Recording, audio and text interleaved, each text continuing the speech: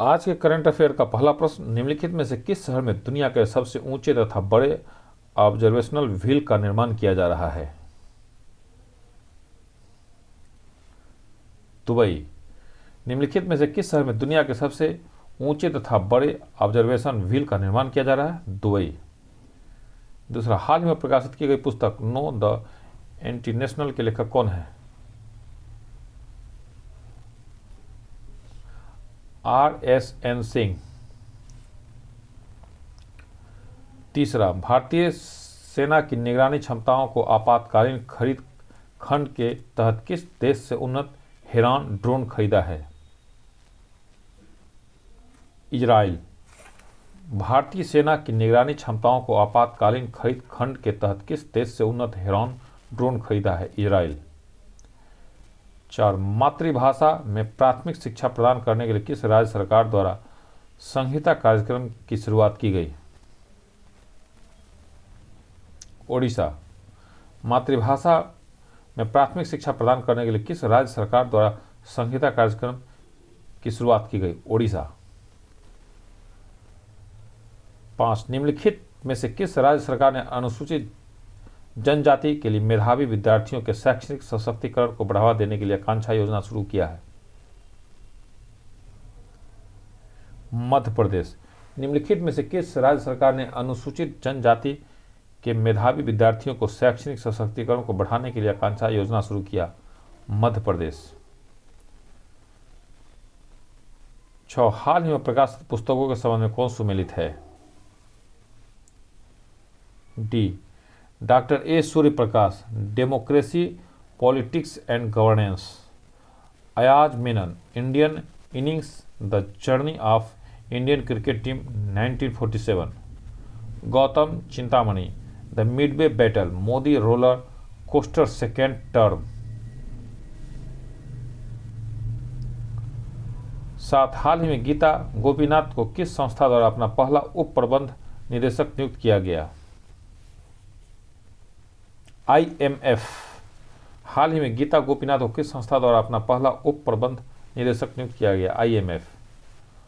8, निम्नलिखित में से किस मंत्रालय द्वारा बाजार की मांग के साथ कुशल कार्यबल की आपूर्ति के लिए ASEEM पोर्टल लॉन्च किया गया?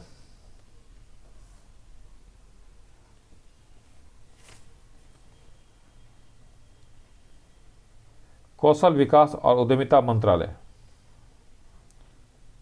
9, निम्नलिखित में कौन सुमेलित है?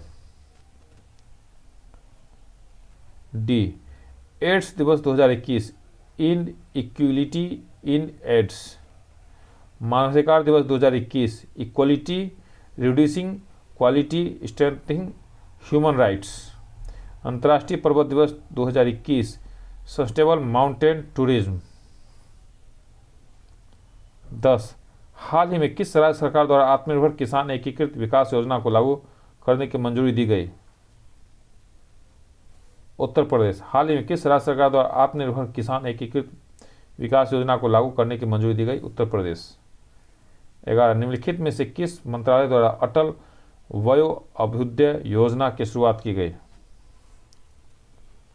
सामाजिक न्याय एवं अधिकारिता मंत्रालय। निम्नलिखित में से किस मंत्रालय द्वारा अटल वयो अभ्युदय योजना की शुरुआत की गई? सामाजिक न्याय एवं अधिकारिता मंत्रालय। 12, निम्नलिखित में से किस संस्था द्वारा लंबी दूरी की सुपरसोनिक मिसाइल समर्थित टॉर्पीडो स्मार्ट प्रणाली का उड़ीसा के बालासोर तट पर सफलतापूर्वक परीक्षण किया गया? DRDO। निम्नलिखित में से किस संस्था द्वारा लंबी दूरी की सुपरसोनिक मिसाइल समर्थित टॉर्पीडो प्रणाली का उड़ीसा के बालासोर तट पर सफलतापूर्वक परीक्षण किया गया? DRDO। 13, निम्नलिखित में से किस संस्थान ने एक पोर्टल मिट्टी परीक्षण उपकरण भू परीक्षण विकसित किया है? IIT कानपुर। निम्नलिखित में से किस संस्थान ने एक पोर्टेबल मिट्टी परीक्षण उपकरण भू परीक्षण विकसित किया है? IIT कानपुर। 14, इतिहास में पहली बार पार्कर सोलर प्रोब अंतरिक्ष यान ने सूर्य के बाहरी वातावरण से होकर उड़ान भरी है। यह किस अंतरिक्ष एजेंसी द्वारा लॉन्च किया गया मिशन है? नासा। इतिहास में पहली बार पार्कर सोलर प्रोब अंतरिक्ष यान ने सूर्य के बाहरी वातावरण से होकर उड़ान भरी। यह किस अंतरिक्ष एजेंसी द्वारा लॉन्च किया गया मिशन है? नासा। 15 प्रधानमंत्री नरेंद्र मोदी ने किस राज्य में गंगा एक्सप्रेसवे की आधारशिला रखी है? उत्तर प्रदेश। प्रधानमंत्री नरेंद्र मोदी ने किस राज्य में गंगा एक्सप्रेसवे की आधारशिला रखी है? उत्तर प्रदेश। 16 दिसंबर 2021 में निम्नलिखित में से कौन सा देश टाइफून राय से प्रभावित हुआ? फिलीपींस। दिसंबर 2021 में निम्नलिखित में से कौन सा देश टाइफून राय से प्रभावित हुआ? फिलीपींस।